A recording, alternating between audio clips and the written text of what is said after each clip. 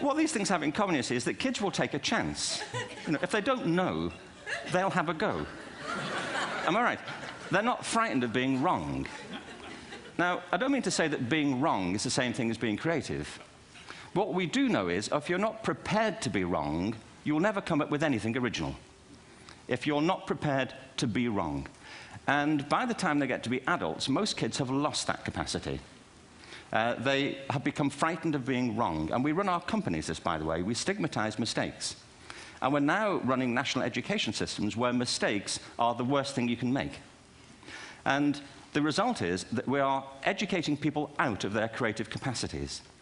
Picasso once said this. He said that all children are born artists. The problem is to remain an artist as we grow up. I believe this passionately, that we don't grow into creativity, we grow out of it. Or rather, we get educated out of it. Every education system on Earth has the same hierarchy of subjects. Everyone, doesn't matter where you go. You think it would be otherwise, but it isn't. At the top are mathematics and languages, then the humanities, and at the bottom are the arts, everywhere on Earth. And in pretty much every system, too, there's a hierarchy within the arts. Art and music are normally given a higher status in schools than drama and dance. There isn't an education system on the planet that teaches dance every day to children the way we teach them mathematics. Why? Why not? I think this is rather important. I think maths is very important, but so is dance. Children dance all the time if they're allowed to. We all do. We all have bodies, don't we? You know, did I miss a meeting? I mean, I think... Truthfully, what happens is, as children grow up, we start to educate them progressively from the waist up. And then we focus on their heads, and slightly to one side.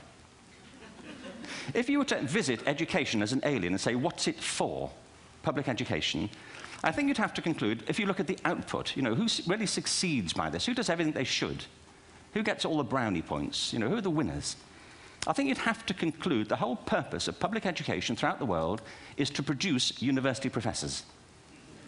Isn't it? They're the people who come out the top. And I used to be one. So there, you know. And I like university professors, but, you know, we shouldn't hold them up as the high watermark of all human achievement. They're just a form of life. You know, another form of life. But they're rather curious, and I say this out of affection for them. There's something curious about professors. In my experience, not all of them, but typically, they live in their heads. They live up there, and slightly to one side. They're disembodied, you know, in a kind of literal way. You know, they look upon their body as a form of transport for their heads. You know, it's... Don't they? It's a way of getting their head to meetings.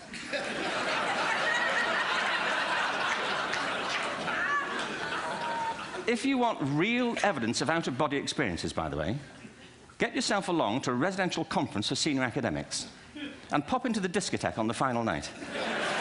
And there you will see it. Grown men and women writhing uncontrollably off the beat.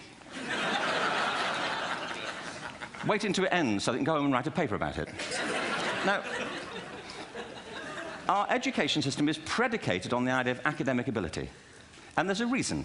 The whole system was invented around the world. There were no public systems of education really before the 19th century. They all came into being to meet the needs of industrialism. So the hierarchy is rooted on two ideas. Number one, that the most useful subjects for work are at the top. So you were probably steered benignly away from things at school when you were a kid, things you liked, on the grounds you would never get a job doing that. Is that right? Don't do music, you're not going to be a musician. Don't do art, you won't be an artist. Benign advice. Now, profoundly mistaken.